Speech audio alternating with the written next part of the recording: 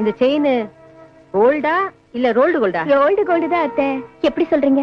பவுனுன்னா பளபளன்னு இருக்கும்ல, அப்படியா? உங்க செயின் பவுனுன்னா என் செயினும் பவுனு தான்.